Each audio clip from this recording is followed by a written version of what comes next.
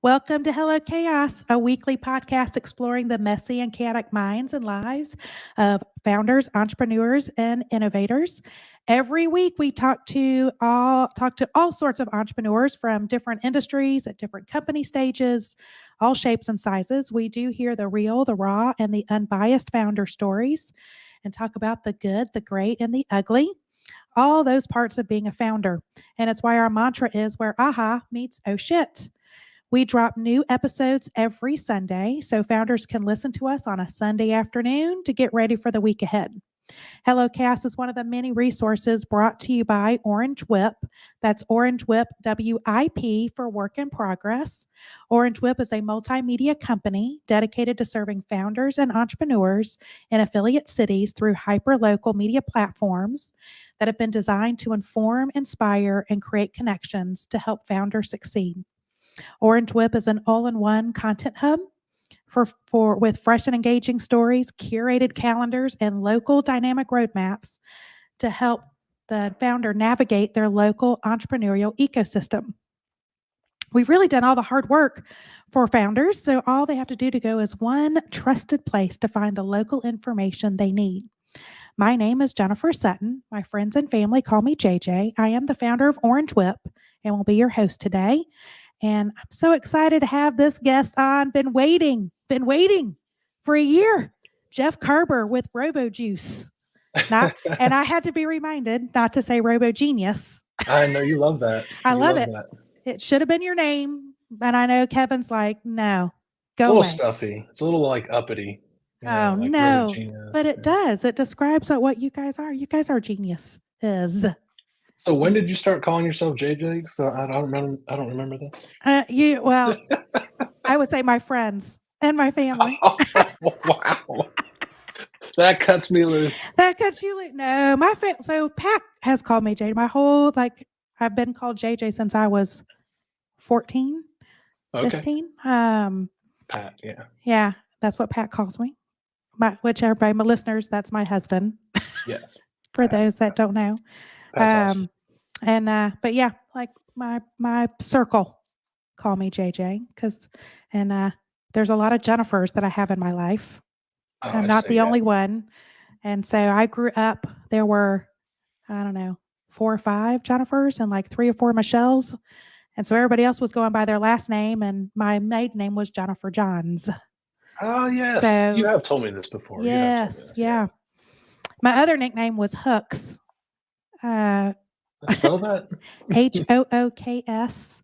And if you're a product of the 80s, which I am, if you watch the Police Academy movies. Oh, yes. There's a character that is named Hooks that has a very high-pitched voice. Yes, and so hilarious. That was my nickname in high school, was people calling me JJ Hooks. Nice. Yeah, good times. We can keep going down this trail if you want to. It's entertaining. I know. It's entertainment. So, Jeff, we were just talking about, welcome to Hello Chaos, by the way. Excited you are here. Been trying to get you on for a while, so I'm glad that you made time for me today. And so, Robo Juice, we were just talking about, when did you guys started it when? Was it 13, 14, 15 years 2011. ago? Yeah, 13. I would say a little over 13 years ago. Whoa. Yeah. Whoa. It's kind of, it's interesting too. It's kind of a long time. I don't think of it as that long because I can remember the things that we did in the early days and in between. But, Kevin was telling me, Kevin's my business partner, as you know. Yeah. He was telling me a lot of people that we know in the area, they'll say, you guys are still around? So apparently that's a long time for a tech company to hang out 13 plus years. So. Well, it is. Yeah. Because even, Bright, which is our sister company, Bright Marketing, we just celebrated our 10 year and it does. And I'm looking going, should I be further along in 10 years? Because I do feel like in some form, form or fashion, because I think we're just so close to it that, God, I feel like we just did that. And it's, Holly, who's, operations person here, has been by my side almost since 3 months in, 6 months in. Yeah, really early. She was my first employee and Intern. yeah, yeah. She was helping me like volunteer. I think the first like few months she was a volunteer sitting at my dining room table going, oh my God, how am I going to get this done? But like we look back and go, that was just a couple of years ago. And we're like, that was 2015. My God, that seems like just yesterday. So I guess we all feel that. So what does Robo Juice do? What do you guys like? Why did you guys start it? Because you guys, I mean, you came from the agency background like me. That's Yes. how we met. But Kevin is from the tech, software development tech. So why did you guys want to do what you do? Yeah, I think it's because of our backgrounds. So, I did, what we would call traditional agency, integrated marketing kind of agency world. I did that for so long, 15, no, not quite 15 years. But, and Such a so baby. I know, right? I'm trying to add both the worlds together. I'm like, that's a long time. I know. I've been doing it for 30 years. It's like I had to calculate that up. It's not fun. Yeah. So as you've witnessed too, like, so you learn a lot. You learn a lot of things, good and bad, and you're like, okay, I can refine those things, or I can not do those things. And I really like how we did this here. So when we started, we had been through a few agencies, and Kevin, again, he's 10 years younger than me, so he was still kind of new in the space, but he was very driven and very intelligent too. So he understood the tech space. He was actually kind of the self-taught person in technology. Yeah, So I he was going learned to how to say, code and all that. can I interrupt? Like, he's 10 years younger. Yes, I know. I look much younger than I am. But I was going to say, don't tell him this, or if he hears it, sorry, Kevin. But I thought Kevin was older. oh, yes, this is great. Well, I don't know if this is still true, but when he was first dating his now wife, he would keep his beard because he looked too young.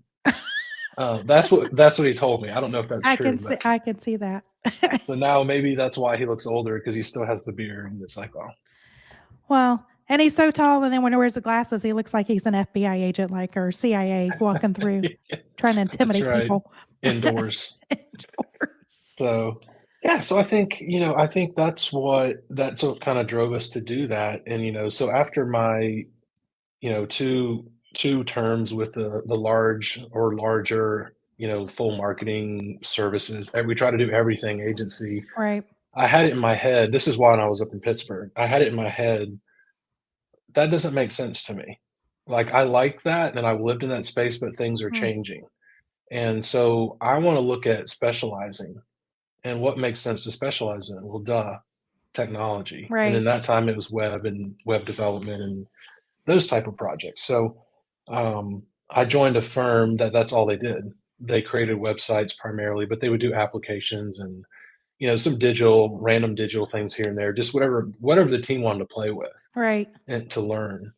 So that's where Kevin and I met. So I was brought in to build the team by the owner there. And so we started building it and adding team members. We brought on William, who you know. I am. Yeah, he hates that, so I don't call him that anymore. I know. Unless I'm mad at him. But that I still do via in social. yeah. No. And so yeah, we brought on him and he and I started brainstorming what to do. And so we brought on some other designer and SEO type people Yeah. to kind of broaden our skill set. But then Kevin we brought on to kind of help us with front end and development and things like that. So, once we were there together, one of the things I picked up on really quickly is Kevin and I are night and day as far as like the things that we like to do. Like I was just telling you, he launched a new card game this week, and as one of his other side projects, right? So he's really into that kind of space, and that's not me. I'm into like working out and outdoors, health, and, nutrition. that kind of stuff, just like my wife is. So, but our core values are very much the same. We highly value people and we love people and we think the relationships are the most important thing in anything. Yeah. And so that was something he and I picked up on quickly. Like we share that value when we can work well together because we actually care about the other person's success and how they're feeling in their life. So Kevin left that agency and went and joined another group down in Florida for a while. And then I ended up leaving and Will ended up leaving. And yeah, it's like the mass exodus of that company, all because of personality and people skills. right? Yeah, that was a part of it. I don't want to say that. I don't want to say too much about that outside of. I think that the direction the leadership was going was not where I wanted to go, Yeah. and so who has to go? That has to be me. So same situation when I left Pittsburgh to come to Greenville is, I want to do things a certain way, and that's not how they saw them. They still saw it a traditional way Mm, and kind of like everybody's for themselves. And I'm like, no, I want the whole team to win. right. And I think that's best for our clients. I think that's best for our internal team. But that's not how they viewed it. And so that again, I had to go. Right. And so I thought Everyone I'd found a better mix with everyone that makes a here. choice, right? It's Yes, yeah. yes. And You that's kind of the learnings that we were talking about. It's like it's not bad. It's not upset with mhm. anybody. It's not, I should have just fallen in line. It's more, I don't have to do it that way, so I'm going to go somewhere else. Right. Right. So that was kind of how we started was Kevin moved back to Greenville and he called me up and was like, "Hey man, I'm back in Greenville. We always got along well and worked well together. Um, I've got this thing that I've started. I need your help. Do you want to Yeah. help me?" I'm like, "Well, sure." Right. So And you've so been that doing it. Yeah, so we've been Doing doing it. it that whole time, and, the idea being just the relationships matter the most. We're gonna take care of people, Yeah. whether that's people on our team or our clients, and we're always gonna do the right thing to the best of our abilities. Mm. And, And that's been your ethos since I've known you. I mean, you have been like such a upstanding, it's all about doing the right thing, um, building that trust, always being honest and direct but doing that through kindness and candor. yeah, Um, that's always been how I've known you. So I think that's fantastic. You've kind of established the business with those same values.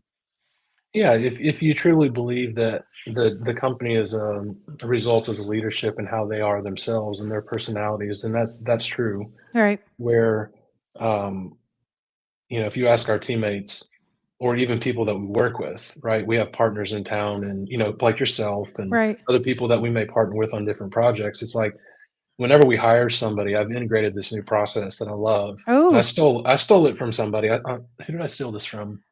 It's been customized to me, but there was a group like my way of doing it, but like right. the idea was seeded by Pat Lencioni out of the Table Group It's the in San working Francisco. genius. Yeah, so we have the working genius Yeah. assessment for sure, and that's been a killer. Highly recommend that. But We he use said it. Yeah. something on his podcast about um, he would have, or maybe it was one of his customers. I don't remember at the time, but it gave me this idea of whenever you hire somebody, you should have your new hires talk to your leadership or your clients and say, "What do you think about our company, good Oh, and bad?" And I was like, "That's brilliant." yeah. And so what I did is I called up people, Will McBee, Gordon Lake, Will Stewart, Oh, Ryan McAllen, people in I our know all space and a those couple people. others. Yeah, that's why I name dropped them. I know you'd know them. And I said, "Can you talk to this guy?" We hired a developer at the time. And I said, "Can you talk to him about who we are? We're not going to be in the room. You just talk to him and let him ask you questions about us. Tell him the good and bad, whatever you want to tell him. I don't care. Right. This is just part of our process now, onboarding." And so at the end of that 2 days of like intense back and forth with our guy, Kevin and I sit down with him and ask him, and we say, "So what did you learn?" He said, "They all said the same thing." I said, "Yeah, that's the point, Yeah. right?" So that's who we are. If you thought I was lying to you or you just don't believe what Kevin and I are telling you, that is who we are because that's what everybody will tell us without me saying anything to Right. Oh my them. gosh. That's actually really good advice. Everyone should take note. Take note. So let me ask you. So I mean, you've come from the traditional companies, agencies, and worked with a lot of like startups and founders and solopreneurs and all that. What do you think is the biggest myth or misconception people have about being an entrepreneur or a founder, and how would you debunk it? Like, what's your perspective? Oh, there's a lot of myths there. I think the idea of being your own boss, people love, but they don't understand what that means. Yeah. That it's very hard work, and that your boss can be a jerk if it's you too. Yeah. So it can be lonely. Mm, And being having a partner like Kevin helps with that, but not everybody does that, and I wouldn't even recommend partnerships to be honest with you, yeah. I because was gonna they rarely work.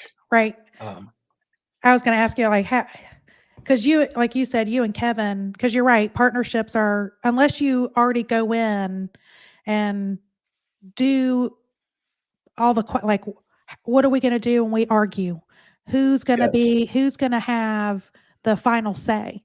No, I mean, you'll hear that from lawyers. Nobody should have, it never should be set up 50-50 as a partnership or whatever. And somebody needs to be the, what do you call it, the final say, or the, like, the decision. Yes. And then how do you, and then how do you exit? How do you, like, if you lead the team, what are the true roles? And a lot of folks, don't go through those conversations. I know when I tried to formulate some partnerships, those conversations scared the other person. And it was also a Yes. very telltale sign of, well, I'm not giving up equity and share unless you're going to come to and so it does, it like becomes really clear of, are they going to be a good partner and a good fit, or are they just looking for, a fast gig, or, Yeah. or just security, but not accountability and responsibility. Yeah, so I think that was a key learning where it absolutely has to do with the people involved, and I think you're right that that was almost a good screening process for you to determine maybe I shouldn't have that partner. Right. So we Kevin and I are 50-50, which is hilarious, but, part of it is that because I said we have the same core values and we care about people, Yeah. we're both willing to concede the space when it makes sense. Ah, So if somebody really is convicted about something, then we are willing to say, "Okay, you feel so strongly about that, and I don't, I just don't agree with you, then go ahead. Let's do right. it that way." But And at so least the you, in oh, go ahead. No, that's right. I was gonna say the integrity of the person really matters. Like, do I trust you? Yeah. And so I know that I trust him 100%, Right. and I know that he trusts me probably 99%. No, I'm That's kidding. not true. But so there's that where I know, like, he's going to do the right thing, and he Right. knows I will do the right thing. So if that's our motivation and that's what drives us, then I gotta trust that. That's right. Until that trust is broken, and it doesn't sound like it has. And I love how Yeah. you like, like you said, I'm not really that passionate if you're going to fall in the sort, but I also think, you kind of alluded to this, but I'm just confirming, when you say, yeah, go for it, you're not going to go back and go, if it didn't work, to go, see, we shouldn't have done it this way. I'm like, you know, No. once you agree to something, it's like, let's go all in. I'm here to Yes. support. I'm not going to be a Monday morning quarterback, because we've seen that, in other teams, and I've experienced that of like, okay, you had a voice and we all agreed on it. Don't make me feel guilty because because that's part of life and business of, we just got to dust off and move forward. Yeah, and you're right, and I don't believe that I can't recall a time that we've done that. Now we will go back and say, "What did we learn from that?" Right. But we're not gonna say that you're an idiot and I was right and you were right. Like, I don't know that I've ever done that, and I'm sure he's never done that to me. Yeah. So because it's silly. It's Huh. you nobody knows 100% that you were gonna be right and they're gonna be wrong. That's right. So That's we right. just made a decision, which is really fascinating. That's the thing about the leadership that you were just asking me about too, where it's like one of the hard things. So when we've talked to and mentored some of our teammates about moving up, in our company and Right. where they want to be in leadership positions, we have had people sit in on a couple of meetings where we have to do the hard stuff. Yeah. And they will tell us afterwards, that promotion you were talking about? I don't want it anymore. Right. And it's like, why? It's like, because that's really hard, what you just had to do. And I don't think I can do that. Right. And it's like, yes. So leadership has a responsibility, right? We can make a decision that loses a client. We can make a decision that someone fires us because we didn't agree with whatever they wanted to do, or we decided we're not going to do that, Right. or resign an account because we don't agree with the direction that they're going, or And we it's don't going to think hurt that our we're a good fit brand. for them. Right. Yeah, or we're not a good fit for them anymore. That's the best one. Yeah. When you call them up and say, "Hey, you don't need us anymore. You shouldn't pay us anymore." Yeah. They're like, "What?" Yeah, you don't need to pay us anymore. You're there, or that kind of thing. So that's the integrity and the caring about the people that we have.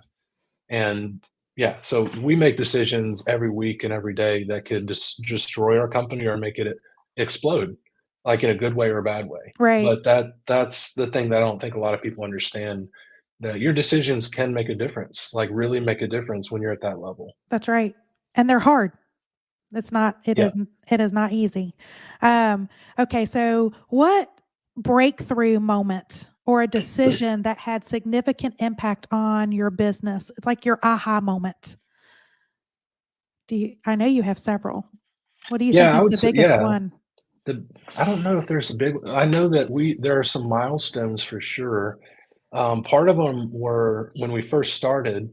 You know, you've had those conversations where you're like, all right, what are we going to be about? What is our thing? Yeah. What are we going to What do, and all that. now So we've got to pivot. yeah, so that's true. So it's like I would say the first one that we had is what are we going to specialize in? Yeah. Because we were both generalists. Yeah. You know, I knew a lot about, branding, marketing side as well, and I would integrate that in with some of the stuff that we would do to talk to these business leaders. And so what would happen is we would get kind of dragged into, oh, you can consult with us on operations because you know about that. Right. Well, yeah, but that doesn't mean I should do it. Right.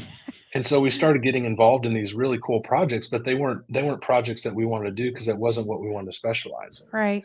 And so learning to, pull out of that, and even though you're being offered money and work, to say, no, we're not going to do that.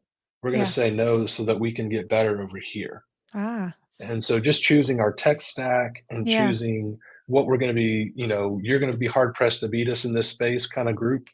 That was probably the first thing. Okay. Oh, that's hard. Yeah. What about what do you think has been the biggest, like, oh shit, like I hit a wall, and how did you overcome it?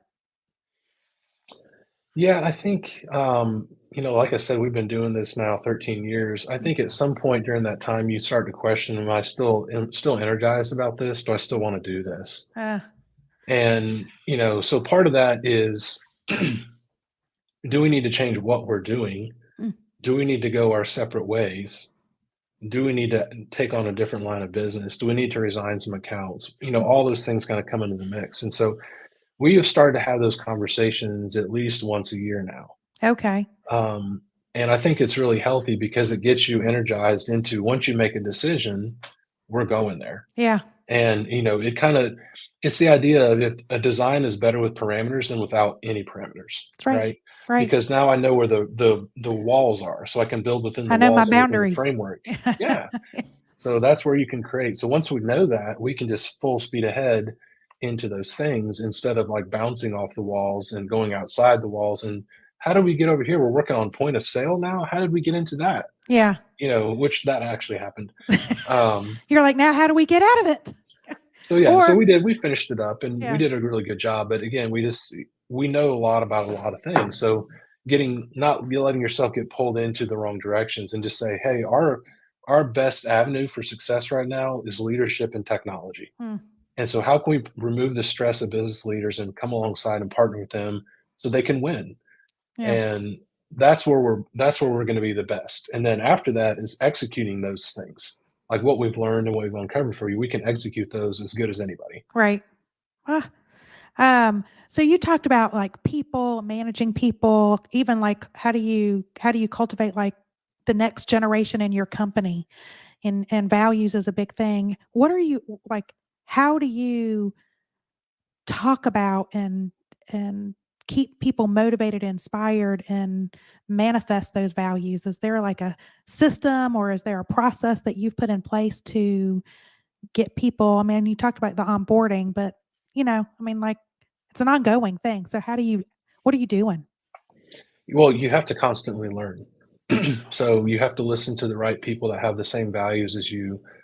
So kind of regurgitate the same thing in your head over and over and over again so that you remember to do the right things at the right time. Mm, So that would be one piece. Another thing that we do is we go over our vision statement, our mission statement, our core values, what sets us apart. We go over that every week. Every okay. week. With the whole Some team. people, yes. Okay. And so some people do that every day. I Yeah. know some business leaders do it every day. And that sounds crazy, but what I also learned from Pat Lencioni is redundancy is actually one of the roles of leadership. Yep. You should repeat yourself all the time.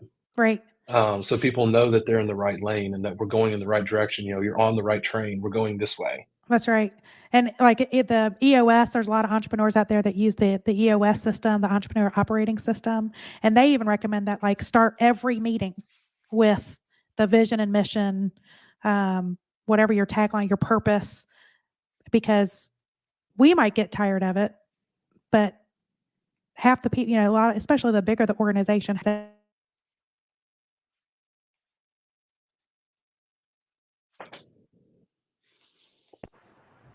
it. You get these high price fancy mics over there, And then I unplug it with my elbow. that's so great. Yeah, I literally just, just went dark, so I figured that's what happened. yeah, all of a sudden it just was like, I just need to do something with the wires because that's what it is. It's my elbow hits it and knocks it out. Oh, hello chaos, right? That's right. So that's what happens. Little techie, but fun. What was I saying? I was saying, um, Essentially, how do we keep up with how do you yeah, keep your culture the healthy? Like, culture. what are Like I your said, EOS was processes? like they do it everyone because they said the redundancy. Half the people might tune out every time, but you just got to be that. You have new people on the team, but yeah, leader redundancy is consistency. Yeah. Yeah, And then, you'll always find little things to make it personalized to your company that ideas that you hear from other leaders that are smart or wise and fun. mm, We were in the building with the Stokes company before. He's a very smart idea kind of guy. So they're yeah, always they actually have a thing called the fun committee. ah, And so they actually plan things throughout the year for the whole team to do. It's really, really cool. yeah, So I think you can do things like that. And, for our company, it's more just always being Kevin and Jeff. yeah, So whether it's on a podcast, whether it's talking to our team, whether it's meeting with our clients, we're the same people, right, and we treat everybody the same. Like, we love everybody, and so we're going to treat everybody with respect and honor and love and things like that. So I think just being consistently who you are. Um, Hopefully you're not a jerk, so then you're consistently a jerk. But right, you get what I'm saying. Like, if you're always that person, that creates a sense of trust within your team, and right, then once their trust foundation is set, they're going to build on that.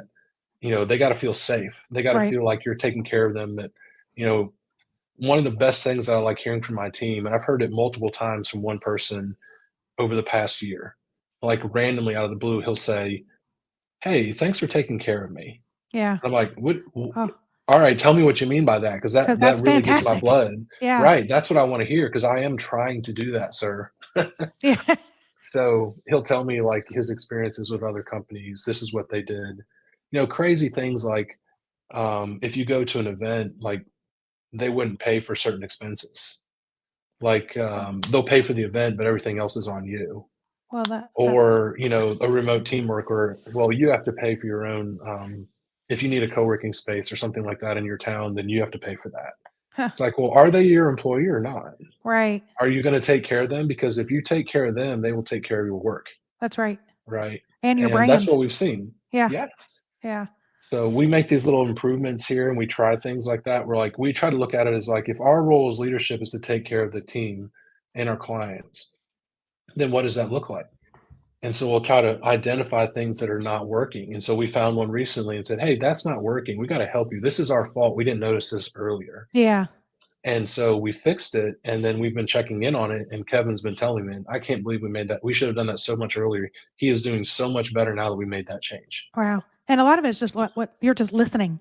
You're making it a Yeah. safe space for people to just open up and feel comfortable to go, man, I could be so much productive. Like, and sometimes they don't know what they don't know, right? Until you kind of ask. Um, Yeah, and it's also not false humility. So you have to be okay with, I actually want your feedback. right, You can tell me without being punished, right? right. I Because, won't that doesn't mean I will agree with you, but that means you can tell me what's on your mind, and I wanna know what's on your mind so we can figure this out. right, Because I already have an intuition about it anyway. correct, Like, I know what my struggles are, and I know where my weaknesses are, and I know what my strengths are. right, So if you're sensing those, you're right. right. Um, all right. So if you had to hit rewind on anything, is there anything you'd do differently? Let's see. I wouldn't be mean to you. I I'm just kidding. I would remember why you're called JJ. know. Mm, um, I think no, I don't know. I mean, I don't think that I have any major regrets in my business world. mm, I think a lot of them are I learned these things because I made mistakes. right. And mistakes is not the greatest teacher for sure. Just Well, obedience. sometimes it Obedience. is. Well, it's It been is a teacher. Experience is a teacher, but it's better to listen to people and do yeah, what they tell you and avoid the pitfall in the first place, that's right? right, right, So, but some people have to learn by stubbornness or learning, and right. that's been me. Um, so I don't think, where I think I've fallen down on my face on a few things is because I trusted people too much. Yeah, And I'm not gonna say that's a bad thing, because I'd rather have that attribute of myself and say, "I trust you."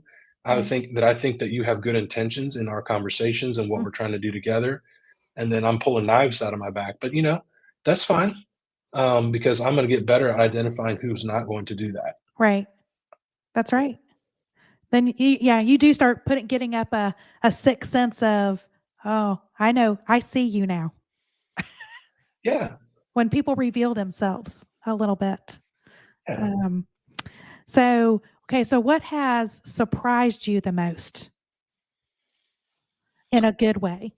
In a good way, that you can actually do this thing, so, I know when, you were with me with a company for a long time, Mhm. probably 7, 8 years at least, Yeah, um, and then in other companies, and, you get knocked back a few times when you kinda get out of your wheelhouse, right, and so I think when you go out on your own, you either have to learn how to get really good at those things or you're gonna keep failing.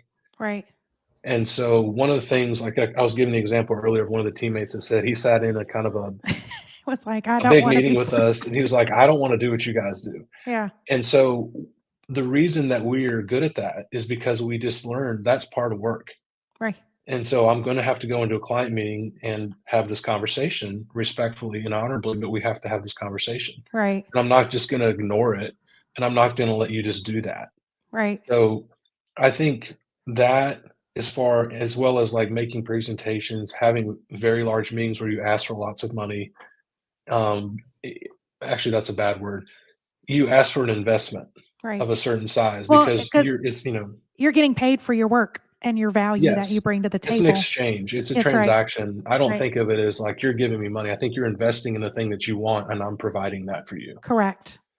Thank So, you, not being shy. service-based business. Yes, That's absolutely. right, That's why again, it's a different way of looking at it, and it's right. also, why you respect everybody. So anybody that provides me a service, I treat them like a billionaire, I right? know, "Thank you for doing my yard or taking care of my pest right. problem or doing my plumbing," whatever, because that's what I need.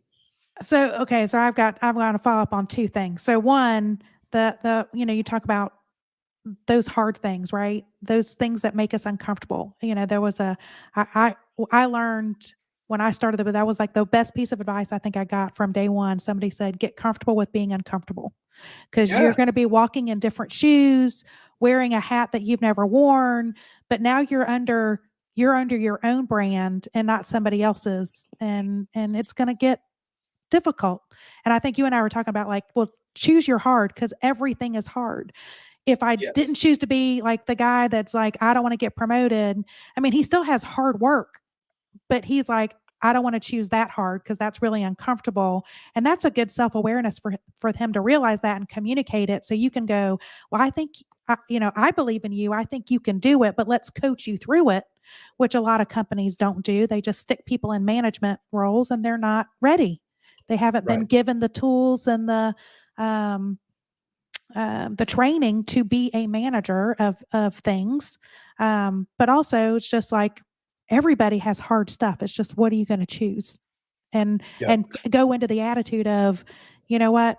And this is something I've been trying to do. Of, I know this is difficult, but I just got to be brave for 20 seconds, or I've just got to be brave for like this is going to be a hard shit conversation, but it's only going to take like a minute. 60 Yeah, seconds and of brave. And it's so weird too because we often blow that out of proportion, and it's never as bad as well, not never. Most of the Yeah. time, it's not as bad as you We think work it's gonna be. ourselves up, right? Because we're not used to it. It's uncomfortable. Yes. But once you do it a few times, you're like, all right, I'm going to go into some suck. Let's just, Yes. let's just enter the suckiness and then go have a drink afterwards or whatever. Yeah. You go and work out. Yeah, that's right. That's right. So, okay. But The other thing I wanted to ask, like, so, the subject of how are you, when someone does approach you and go, I don't want to do that. Are you helping them like be, managers? Or are you saying, I hear you, but, we'll put you in what you love to do? And where what's your take on that? Like, what do you guys do? so with our team, we encourage them. We have conversations with them frequently about where they wanna end up. Mm, So, there's lots of seats on the bus. We wanna put the right people there, right? So if you're in one seat and you wanna move to another, then it's my job as a leader to show you how to get there. yeah. So I will put together essentially, here are the skills needed to do that position. Here's kind of a job description. Here's our expectations of that. And does that look like what you were thinking it was? Ah, Um, that's a good and so idea. typically, it's like yes or no or somewhere in between. And so sometimes we hired a guy and he was in between the job that we were hiring for. Like he was almost there, but we just took a chunk out of it because he fit culturally so well. Mm, And so we said, we really want this person and he's really good at this one thing within the job description. Why don't we take out the part that he's not good at that he doesn't even want to do? So we adjusted the description, the position based on right. the individual, which we normally wouldn't do that. But the thing that we took out wasn't that big of a deal. It was just something we kind of wanted. Yeah. And so, yeah, so we had our team meeting in February Mm, with our team here. And one of our guys, like, hey, he wants to move to this senior position. It's like, okay, are you still wanting to do that? And he's like, yeah, I think I want to do that. And I was like, well, I want you to like, do you really want to do it? Not right. just because you think you should do that. Like I don't, my opinion, if you're really good at your job, that doesn't mean you have to change your job, Right. right? You don't have to always be promoted. Right.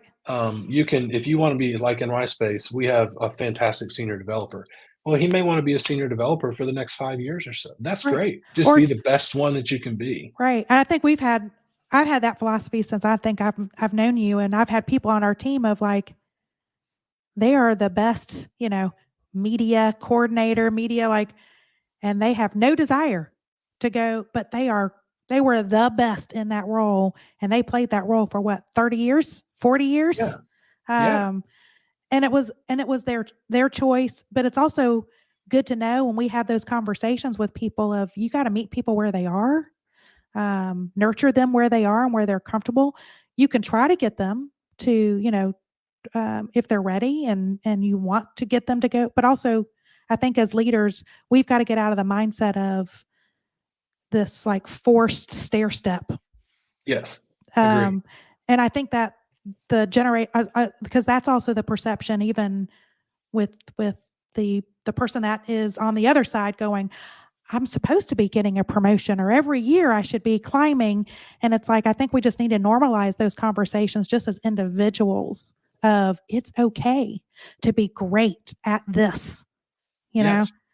Um, and because you'll be rewarded in other ways. Yeah. Yeah. And, so I always kind of think of it too as the career path is your responsibility. My Yeah. responsibility is to help you get there when you decide what you want. So if I'm your coach, like I'm your leader, I'm your coach, I'm your guide, right? We map out, okay, so for us, we have, senior developer, then we have like a lead developer, then Right. we have like basically almost a CTO level person, right? Well, if I show you what those job descriptions look like, because I know what they are. I've done Right. them and Kevin's done them. We are them, right? By default. And so we say, here's what you need to do. So if I'm doing my job and I'm paying attention to my people and I'm actually evaluating them properly and fairly, then I know what you need to work on. Hmm. And so we typically tell them these are the metrics that we're, because it's my job to also give you something to measure against. I can't just make up this vague thing and say, you're doing great. I We've think you could be better on the phone or whatever, like some we've stupid been vague there. thing. Yeah, you know what I'm We've talking been there. about, Yeah. right? Here's your 2% raise, all Yeah. that crap. So instead, it's like what we tell them is here are the metrics, and the measuring stick is Kevin and me. We get to determine if you're making if you're making that metric, Mm, because we know what level it has to be at to be that way. right. So, for instance, how to lead a project, how to project manage, Yeah. how to have a client meeting, what things you can say and what you can't say in emails and in, Hmm. your project management tools so that you're not acting like a jerk, right? Right. So we can The coach soft you on that. skills. Yeah, we can That's, coach you on the soft skills but we're the evaluator of are you achieving that goal? mm, Because we know what it sounds like. We know what the words are, right. those kind of things. And so I think that's been how we've approached it, where you're in charge of your career. So you tell me what you want to be within our company or elsewhere. I'll help you go elsewhere too if you want to. Right. Right. I don't own you. Yeah. Ooh. I think of an employee the same way as a client. It's like I'm giving you a compensation and you're helping me with this really great skill set that I need that you have. Yeah. And so I don't own you. Right. I want to build this thing and I want you to help me build it. Uh, and that was something else I wanted to kind of expand on of the philosophy of vendor or partner. And we work with a lot of media companies, a lot of Mm. vendors. We've had the philosophy. I think. I mean, I've had it for 30. Like in every agency and every piece of business, I'm like, they're partners. They're an extension of our team, and we've you know we on the agency side, and that there's a stigma of it's that vendor, it's them versus us, and we've tried to work really hard of like how do we break that, and I don't know how to like elevate of it's still that's not how do you overcome that? Is it because you're going we don't want to do business with you because you see us as a vendor, or like we've started to enter in these like onboarding to go like we don't want to be seen as a vendor. We're a partner, and trying to normalize those conversations. Like we're an extension. If you can't say to us what you would say to your remote worker or somebody down the hallway, like you need to ask yourself like why, why that should be a an easy conversation.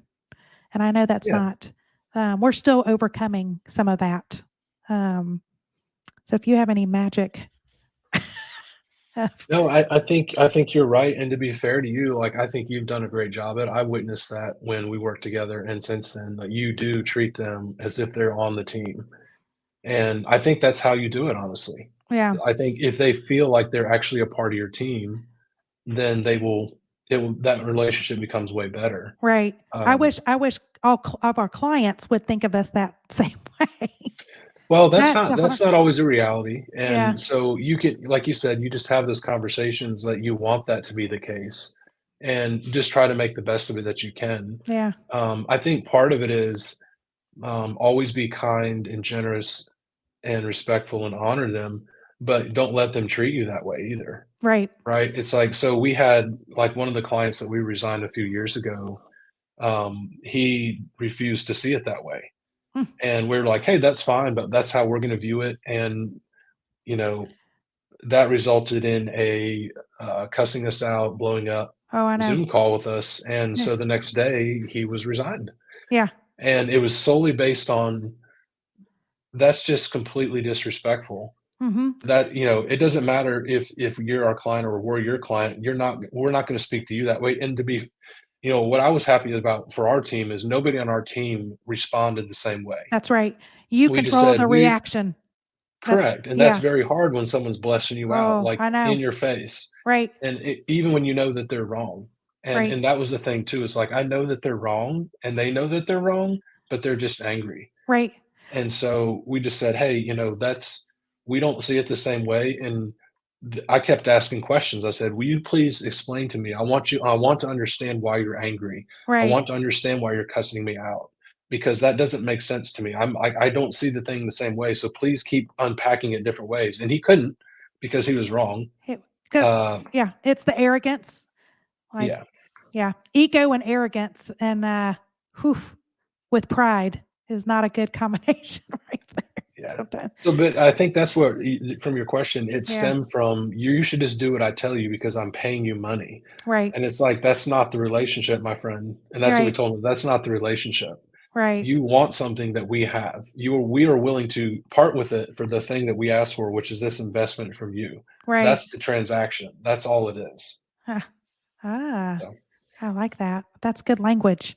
Yeah, we've had to let go of a few clients because of behavior. And yeah. those are also because you also have to protect your team.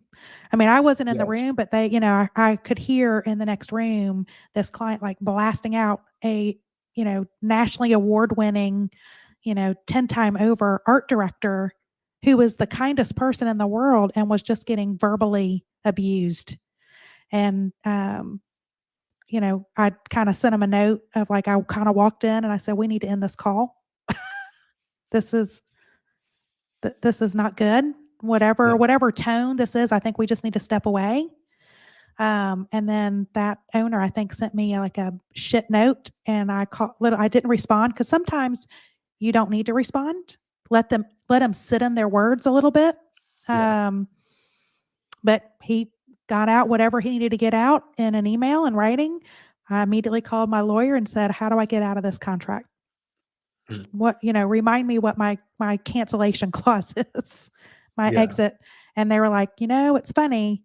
They wanted to make sure that they had all the protections of if they fired you and like all of that, but they didn't do any of the clauses on the opposite. So like you could walk away tomorrow. And I was like, well, that's what I didn't. I was like, you know what? We need to be fair. It's almost the end of the month. We know we can wrap this stuff up. We're going to give them a 2-week notice. And Yeah. and I put that in writing, like, we're going to initiate this clause. Here's the things that we're going to do. And he like, what? Just the panic, the sheer panic. I was like, Yeah. we just cannot, we do not have the same values. And I mean, kind of that same speech. Yes. But we all kept our cool. But hearing from the team, they were like, I can't believe that was a lot of money.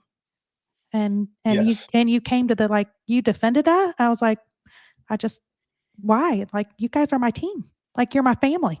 Like, I don't understand why that was even was a question of Right. it's not worth it. Um, Yes.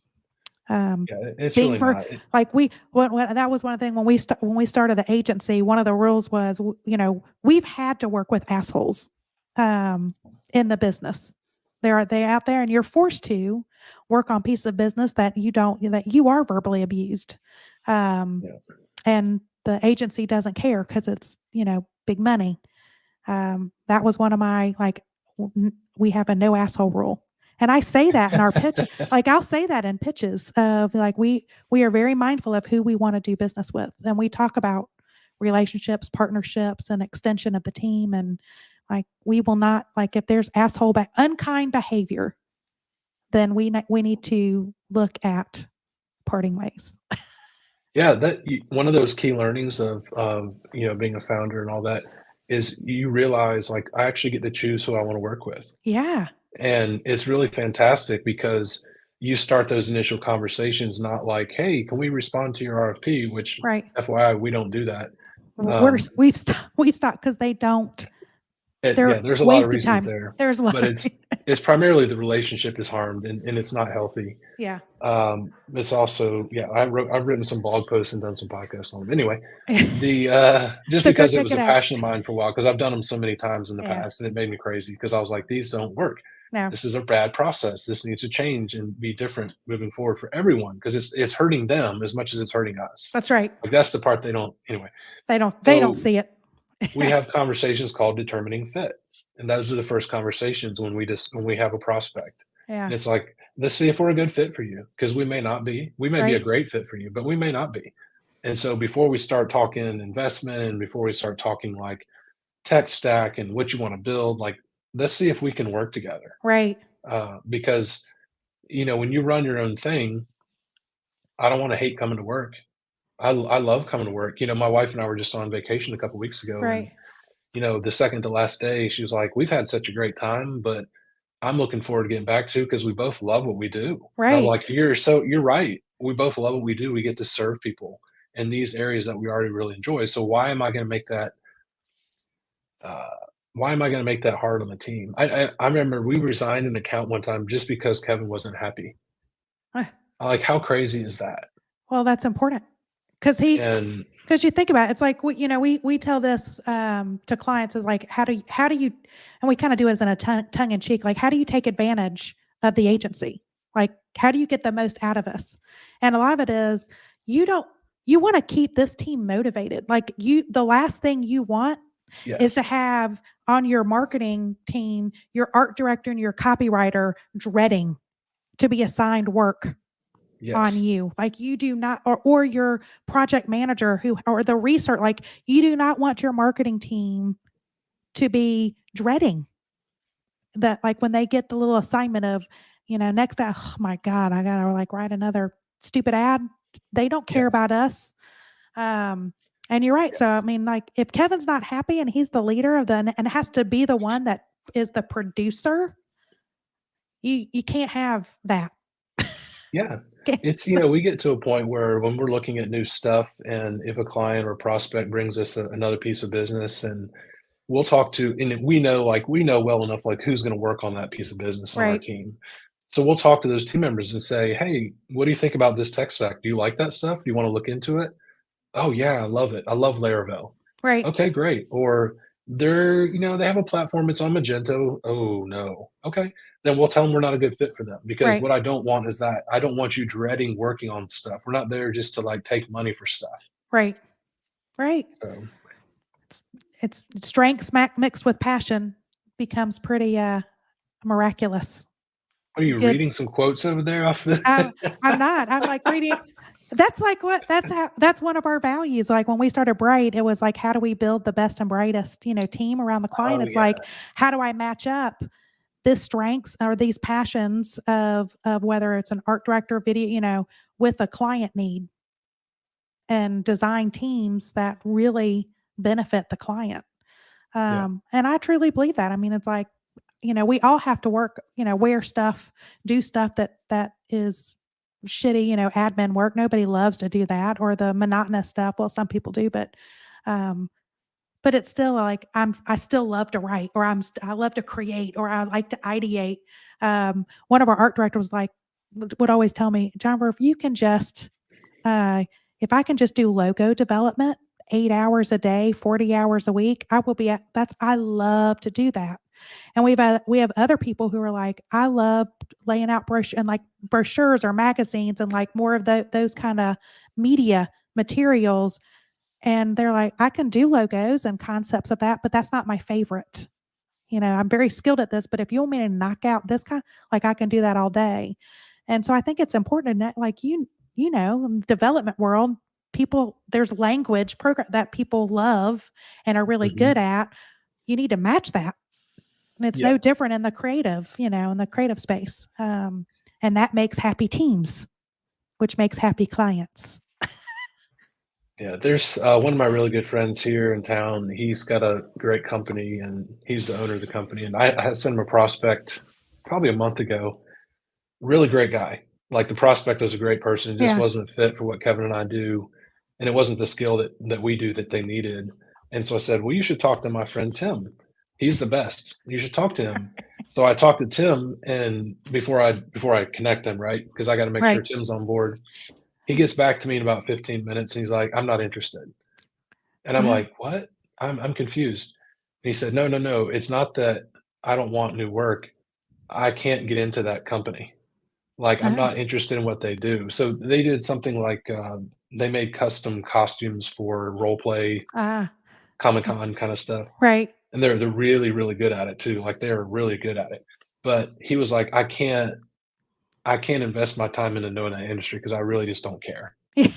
And so I really respected that, That's because right. he was just saying, like, "We get to pick my work, and I want the team to be energized, and no one on the team is gonna wanna work on that." Right. It's not that they're not a great people in the business that they do, and they're not doing really well, because they are. I just don't wanna do it. Right. So Yeah, no. And that is the beauty of owning your own company, but also yeah, being you, not everybody is a good fit, on both sides. So yeah. I'm okay. So what do you do? Because I know it's, we work in, stress and being a founder, and it's, it's lonely and hard. What do you do to discipline yourself to like relieve that stress, or what routines do you have? Um, I try not to take myself too seriously. Honestly, I try to exercise at least 6 days a week. Um, I try to eat healthy. My wife makes me eat healthy, and I appreciate that. It's one of the things I yeah. love about her. She helps me with that. She's a very active person, and she's also a healthy eater and helps me eat healthy, that kind of. So that's really important because there's so much research out there about activity and diet that how determines how you feel. Right. We get outside a lot. We take walks. We go hiking a lot. Our trips are to go out west and hike and things like that. Mm, So that's very helpful for our mental state. So I think that can't be emphasized enough how important that is. yeah. But in addition to that, I just I try not to get too overwhelmed by situations because, like you said, everything's hard. Right. And when you're responsible for the hard stuff, it's just going to always be there. Right. So don't let it take over you. And also, Kevin and I have a lot of conversations. Mm, So in addition to that, I reach out to my close friends that I can confide in, like William, like yeah. Gordon. Just say, "Hey, I need some help with this," or "Will you pray with me about this?" Yeah. "Can you come have coffee with me and give me a hug?" You know what I mean? Right. So I think You got to have not that circle. yeah, You you need gotta to have your have. circle. Right. You gotta be tight with your spouse if you have one, and, be open with them and let them support you, and support them. So, when I heard a pastor say one time, and I thought this was fascinating. He said, "When I get home from work, my real job starts." Huh. And so I've taken that to heart at the best of my ability, right? I'm still not great. We're all a work in And progress. yeah, That's and right. Jamie is the ultimate evaluator on how I'm doing in that, right? So, but when I get home, I help her with her business. And Ah, so I disconnect from mine and I help her with hers, whether that's the bookkeeping, whether that's financial decisions or just ideas, consulting and discerning ideas that she right. has about what she wants to do, or just doing the laundry, Yeah. just doing the laundry, making her dinner, things like that. So that helps me because serving people fulfills you. Mm, And so if I'm serving clients here and serving Kevin and all these other people and my teammates, then I go home and I'm serving her, yeah. you're gonna have a hard time having your mind in a bad spot. That's right. That's right. We're all in the hospitality business. Yeah. That's right. We're here to serve. Um, okay, here's a good question for you. Uh-oh. I got one. So, what advice would you give to a founder, or a business owner? How, how would they aggressively, if they want to scale up? Any advice that you would have of like how to scale, add to their Ooh, team? that's a tricky one. Mm, Mainly because I would say I'm not great at that.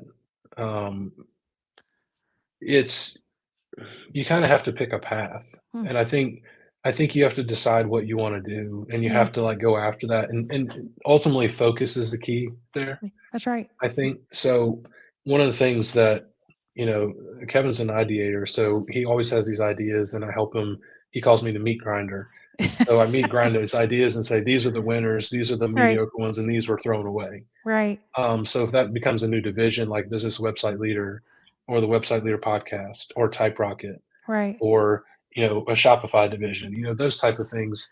That's how you can scale up by staying in your wheelhouse, right? Like, so right. we're in the web space. So whatever we're going to do is going to be in the web space. Mm, So if it's an idea that's in the web space, it's got a better chance of making a cut, right. right? But if you come to me and say, "Hey, we should open up a pet store," I'm going to say, "Well, Yeah, no." yeah, So getting what you're good at, getting a very good understanding of your abilities, strengths, weaknesses, self-awareness, right? And then seeing what you're capable of. hmm, And then finding those partners along the way to help you grow. that's right. So who can I talk to? Can I talk to Jennifer about this? Hmm. Can I talk to Tim about this? Get your And community. Yeah, yeah, decide if you want to do partnerships with other people. Like we've talked about some other smaller companies in Greenville, partnering with them on different initiatives. So you Yeah. can do it that way too. Um, but other than that, you just got to go get the work. That's the best way to scale is put your boots on and go to work That's right. and, network and build those relationships because especially in Greenville, in my experience, that's where you find that work. That's right. Like you're just Networking. talking to people and carrying and helping people and serving people, not just sitting there waiting for the phone to ring. You got put yourself in action. Yeah. Okay. Who do you think has been your biggest cheerleader, or who do you realize who is your biggest cheerleader? Probably Kevin. In this business specifically. Outside of that would be obviously my wife. Yeah. But you know, William and Gordon have been great in my life to push me. Yeah. But and then yeah, Tim Lowry is a really great Oh, guy. yeah.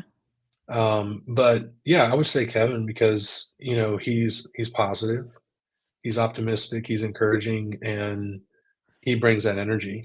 Right. So I think that's why one of the reasons I'm partners with him. So working with him every day, I'm his cheerleader, he's mine, right? That's right. So I can tell when he's kind of The energy I'm like, low, and you gotta yeah, bring the energy up. yeah. So what would our listeners be surprised to learn about you that's not on your resume and it's not on LinkedIn or anything? People listen to this podcast? They do. We do. You'll get Sunday night, between Sunday and Monday, we have about 2,000 downloads. So, That's fantastic. yeah. And then we trickle out through the week. But yeah. All right, so ask me your question again. I was messing around. I know. What would our listeners, the few that are, we've got a few eyeballs actually watching this live, just so you know. It's probably Kevin. Checking up on you. Yeah, he snuck in. He He's spying. But what would our listeners be surprised to learn about you that's not on your resume, not on LinkedIn, but it's something interesting? What do we not know? I know a lot about you, but the normal listener. What would be surprising about me? I don't know. I really don't know. Huh. That's a great question. I don't know that anything is surprising. I honestly think I'm boring. I think I'm a great friend. I think that I am a good listener, and I truly want to help everybody that I Yeah. let into my space. Not You're very- everybody, but everybody that I let into my space. And you're very loyal. Yes, I'm 100% loyal. I'm a good hugger. Maybe that's one. I like to hug. Oh, that is a good one. So when my friends have found out, William's known I'm a good hugger for a long time, so we always embrace. Gordon and I hug. Tim found out I was a hugger a couple years ago, so now we hug. I'll hug my clients if they're okay with it. Yeah. So and I'm a maybe that's hugger the thing. too, so I think we Yeah, hug you are. We on hug. the first. Yep, Holly. And Holly, I'm going to tell a funny story of my favorite story of you, because you're also you're also very clean and very neat, and Maybe that's yeah. Little Jeremy. Little germaphobe. And my favorite story to tell about you, because it makes No, people. if it's the one I think you're going to say, I think we disagree about this story, but go ahead. Yeah. Okay. Maybe it is where you wouldn't let me ride in your car. Yes, I don't agree with that, but it's really funny if it's true. The last month of my pregnancies, which I was pregnant a lot during when I knew you at an agency, and you always drove to the client, and you were like, you gotta drive separate. I'm scared your water's gonna break, and we got to go up to 45 minutes, and I don't want you in my car. That's really funny. That's terrible if that's true, but it's kind of funny too. It is kind of funny, and I'm like, yeah, I should have, I'm like, hey, Kim, if you're on, because I think Kim's listening, chime in on the comments, because I'm right. Kim in Miami, Kim? Yeah. Oh boy, was she there? She might have been for one of the pregnancies of one of them. Maybe Walmsley. Maybe we can ask Walmsley. She can probably verify. She was probably my boss at the time. But yeah, that's my favorite Jeff story of I like to keep it clean. That's right. No water baby breaking germs. in here. And so So what did I do whenever I changed the diapers of the kids? I would stuff them in your drawer in your office. I do remember that. Yeah. I do remember that. I think you blamed Sophie or somebody like that too, but I knew it was you. Yeah. Mm-hmm. Payback. And And then, okay, so my last question, actually, I know we're kind of running, we're over an hour, so we're like running out of time, but I want you to answer this question. Oh, If you had to sum up your founder journey in just one word, what would that word be and why? I would say blessed. Oh, that's a good Um, one. yeah, because Everybody gives I me a different answer, so I love all the really, answers. Yes. um, I think to have my life, I feel blessed because I get to do something that I love with people that I love, and you know, to be able to make a good living, like a really good living doing that, Mhm. and to be, I think that that sums it up because I know it's not because of me. I know it's because I've been blessed. Yeah. Oh, Um, Trying to do the right thing, whether it's how we do business, which is at the utmost integrity and ethicalness and morality and all that involved to the right. best of our abilities, then it's just God's blessing on top of that. I Mm. can't take credit for it. I'm just doing my part. Yeah. I'm just doing just serving people to the best of my ability. Taking your gifts Yeah, and you're putting them to work. I have a Uh, purpose, you so have a I'm doing it. purpose. That's right. All right. So, what's the last question I have? Besides Hello Chaos, I know it's your favorite podcast and your own podcast, which is what's the name of it? Business, The Website Leader podcast. the website leader. I was going to say business leader, but that's not it. The website leader. Besides our two podcasts, which are fantastic The podcasts, only ones I listen to. the Yeah. only ones that should be reserved, subscribed, bookmarked. But is there a book or another podcast or something that has really been um, influential or had impact on you as a founder or a leader that you would recommend to our listeners? Yeah, I listened to several different podcasts from Pat Lencioni at the Table Group, on Working Genius and on At the Table, Mm. just because he's a great guy who loves people. His podcasts are usually 15 to 20 minutes apiece. Versus So the they're very hour of ours. digestible. Yes. They're very digestible, very practical, Mm. very people centric and culture centric. So I love those. I've listened to the Ramsey podcast for a long time, Mm. because, like I said, the constant regurgitation of what you believe in is helpful. Yeah. So, how he approaches finances, I'm not saying it's the only way and it's the best way. It's the best way for me, Right. for my family, and for my business to be debt free and run without any debt from day one. That's been a blessing. Mm. So, I think those type of podcasts are good for me because they help keep my mind where I want it to be, which is I care about my people and my relationships, my clients, my culture, and I care about how I treat money and how I Mm. steward it. Those are fantastic. Well, thank you, Mr. Jeff. Okay, Absolutely. so we're out of time. But this was great podcast. I love it. I'm always amazed that this went pretty fast. I felt like, Yeah. enjoyed the conversation. But how do people, before we go, how do people connect with you? Where do you want them? Where do you want them to go? Probably the best is robojuice.com. Could you spell that, please? It's ROBO and then juice, JUICE.com. That's kind of our parent company for all of our other brands and all the other things that we get involved in. Outside of that, just find me on LinkedIn. Sometimes I post. I should post more because I believe in that platform more than the others. But Yeah, yeah, we try. We're all a work in progress, just to that's try. right. Yeah. Um, so thank you, Jeff. I appreciate it. For everyone listening or watching live, or a few live people, thank you for joining us. This podcast episode will be published this coming Sunday and available on all podcast platforms. So subscribe to Hello Chaos, bookmark that sucker, like, comment, and share this great content and help us grow and build a more connected entrepreneurial community. Hello Chaos is one of the many resources brought to you by Orange Whip. That is Orange Whip, WIP for work in progress. We are a multimedia company dedicated to serving founders and entrepreneurs in affiliate cities. We are 100% free, just an email to join the community. We are currently in 3 areas of South Carolina. That's the upstate, Midlands, and Low Country. For those outside of South Carolina, that is the Greenville area, the Columbia area, and the Charleston area. of South Carolina, and with our goals to expand to be in 30 markets in 5 years. Check out the new edition that dropped this March. It's on women-owned and Black-owned businesses. Some great stories, great photography. Go subscribe and support us and listen and watch these, read about these founder stories.